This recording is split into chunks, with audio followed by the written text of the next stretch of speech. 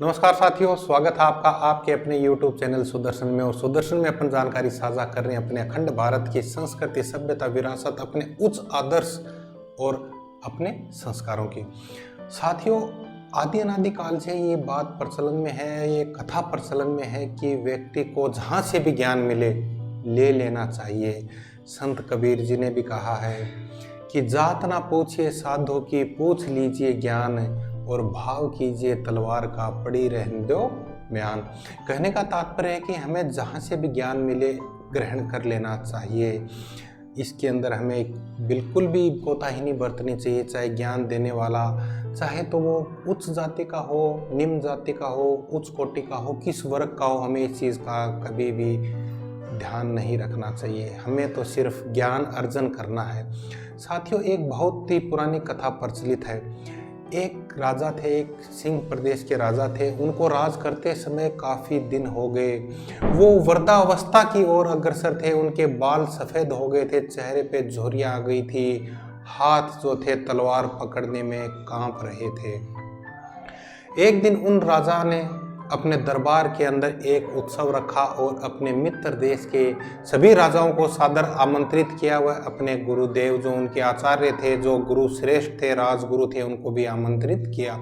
उत्सव को रोचक बनाने के लिए उन्होंने राज्य की सुप्रसिद्ध नर्तकी जो नृत्यांगना थी उनको भी बुलाया गया कि वो अपनी सुंदर प्रस्तुतियां दें और समारोह वो बिल्कुल सुंदर तरीके से उसका आयोजन किया जा सके। उसके उपरांत राजा ने गुरुदेव के आने के बाद उनको कुछ स्वर्ण मुद्राएं दी और यह कहा कि जब नर्तकी अपना नृत्य समाप्त करे तो वह उन्हें उपहार स्वरूप ये स्वर्ण मुद्राएं दे दे। साथियों, सारी रात नृत्य चलता रहा। पूरी सभासद नृत्य व संगीत में झूमती रही। ब्रह्म मुहूर्त की बेला आई। नर्तकी ने देखा कि मेरा तबले वाला ऊँग रहा है, यानी कि पूरी रात वो थक गया तबला बजाता बजाता। उसने तबले वाले को सावधान करने के लिए एक दोहा कहा, क्योंकि नर्तकी को भय था कि यदि नृत्य में कुछ कमी आई या संगीत वादकों ने कुछ कमी आई तो राजा हो सकता उन्हें दंड भी दे दे। तो इस कारण नर्तकी ने एक सुंदर सा दोहा पढ़ा उसे जगाने के लिए। और साथियों, आप भी ध्यान से सुने, कितनी सुंदर बात कही नर्तकी ने। घनी गई थोड़ी रही या मैं पल पल जाए, घनी गई थोड़ी रही या मैं पल पल जाए, एक पलक के कारणे यूं ना कलंक लगाए। साथियों, बहुत ही सुंदर दोहा उसने पढ़ा। इस दोहे का अलग अलग व्यक्तियों ने उस सभा के अंदर अलग अलग अर्थ निकाला, क्योंकि बुद्धि के हिसाब से हर व्यक्ति के लिए हर कही हुई बात का अर्थ अलग हो जाता है। तबले वाला है वो सतर्क होकर तबला बजाने लगा, बिल्कुल एकाग्र होकर तबला बजाने लगा। जब ये दोहा गुरुजी ने सुना तो गुरुजी ने सारी मोहरें उस नर्तकी को अर्पण कर दी। दोहा सुनते ही राजकुमारी ने दोहा जैसे ही राजकुमारी के कानों में पड़ा, राजकुमारी ने अपना 9 लखा हार नर्तकी को समर्पित कर दिया। उसके बाद दोहा सुनते ही राजा के जो युवराज थे, जो राजकुंवर थे, उन्होंने अपना मुकुट उतार के नर्तकी के चरणों में समर्पित कर दिया। और राजा इस चीज को देखकर अचंभित हो गया। राजा इस चीज को देखकर अचंभित हो गया, सोचने लगा रात भर नृत्य चला और अब ये क्या घटना घट रही है।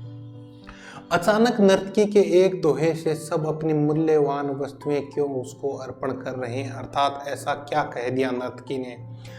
राजा सिंहासन से उठा और नर्तकी को बोला, एक दोहे द्वारा एक नीच या सामान्य नर्तकी होकर तुम इतना परिवर्तन कैसे कर सकती हो। तुमने सबको लूटा है, क्योंकि राजा वृद्ध हो चुके थे, उनका दिमाग काम नहीं कर रहा था। जब ये बात राजा के गुरुजन ने सुनी, राजगुरु ने सुनी, तो उनके नेत्रों में आंसू आ गए और कहने लगे, हे राजन, हे सम्राट, हे अधिपति, हे नरेश, आप इसको नीच मत कहिए। ये नर्तकी नीच नहीं है, आज से ये मेरी गुरु भी है, क्योंकि इनके एक दोहे ने मेरी आंखें खोल दी हैं। दोहे से मेरी जो अंतरात्मा है वो जागृत हो गई है।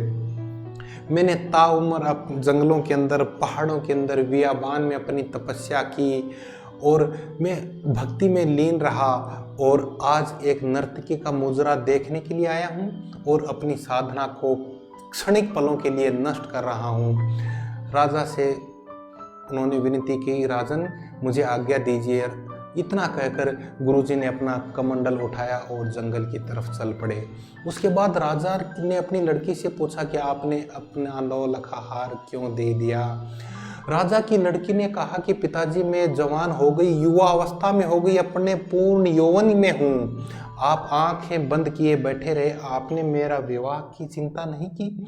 आपको मुझे मेरा विवाह कर देना चाहिए था। आज रात में आपके महावत के साथ भागकर अपना जीवन बर्बाद करने वाली थी, लेकिन इस नर्तकी के दोहे ने मुझे सुमति दी, ज्ञान दिया, बुद्धि दी कि जल्दबाजी न करें, हो सकता है तेरा विवाह कल हो जाए। क्यों अपने पिता को कलंकित कर रही हो।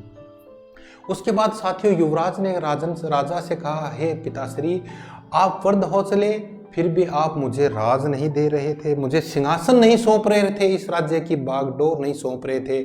मैं आज रात ही आपके सिपाहियों के साथ मिलकर आपकी हत्या करने वाला था, किंतु इस दोहे ने मुझे समझाया कि आज नहीं तो कल ये राज आपका ही होना है। आप इकलौते युवराज हैं, इकलौते सुपुत्र हैं महाराज के, तो ये राज आपका ही है। क्यों आप अंतिम समय में ऐसा कलंक अपने जीवन में लेना चाहते हैं? क्यों आप पितृहंता बनना चाहते हैं? जब ये सब बातें राजा ने सुनी तो राजा का आत्मज्ञान हो गया। उनका जो बुद्धि थी वह बिल्कुल उस चीज़ को समझ चुकी थी कि ये तो बहुत ही गहरी बात कह दी।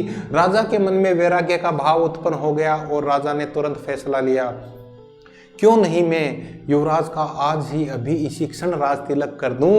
और उसी समय युवराज का राज तिलक कर दिया गया और अपनी पुत्री को कहा, पुत्री दरबार के अंदर हमारे राज्य के अनेक सुंदर युवराज आए हैं, वीर योद्धा आए हैं, उसका चयन करो और आपका विवाह भी मैं आज ही कर दूंगा। राजा के कहे अनुसार राजकुमारी ने ऐसा ही किया और सब कुछ त्याग कर राजा ने युवराज को राज तिलक कर दिया, सिंहासन सौंप दिया। जो राजकुमारी थी उनका स्वयंवर के माध्यम से विवाह कर दिया गया और राजा अपना सब को छोड़ के वैराग्य धारण करके और जंगल की तरफ चले गए। साथियों वहाँ पर सब ये कुछ देख रहे थे, लेकिन वो नर्तकी थी वो एकटक लगाए इस बात को ध्यान से देख रही थी कि कौन क्या क्या प्रतिक्रिया कर रहा था।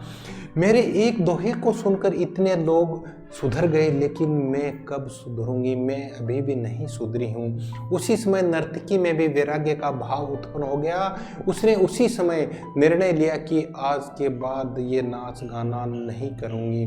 हे प्रभु, वह विनती करती है अपने इष्ट देव से कि हे प्रभु मेरे पापों से जो पाप किए हैं मुझे क्षमा करना, बस आज से मैं सिर्फ तेरा ही नाम जपा करूँगी।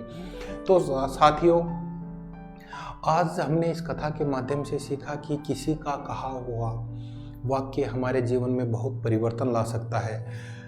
क्योंकि एक बहुत बड़ी बात कही नर्तकी ने कि घड़ी गई थोड़ी रही या मैं पल पल जाए, यानी कि समय बीत चुका है, अभी हमारे पास बहुत कम समय है। क्योंकि जीवन का चक्र है वो निरंतर चलता रहता है। हमें ज्ञान ग्रहण करना चाहिए, समय का सदुपयोग करना चाहिए। हमें अपने गुरुजनों से, अपने बड़ों से, अपने छोटों से, जिससे भी ज्ञान मिले वो आत्मसात करना चाहिए। तो साथियों आज की वीडियो में हम इतनी जानकारी साझा करेंगे कि नर्तकी के एक वाक्य ने सभी का जीवन बदल दिया, सभी की मनोवृत्ति बदल दी, सभी में आत्मज्ञान का प्रकाश का संचार किया। तो साथियों आज के वीडियो में हम इतनी जानकारी साझा करेंगे। आपको यदि वीडियो पसंद आया हो तो वीडियो को लाइक करें, शेयर करें और आपके अपने साथी विजय कुमार सिहा का जो YouTube चैनल है सुदर्शन, उसे सब्सक्राइब करें। जय हिंद, जय माँ भारती।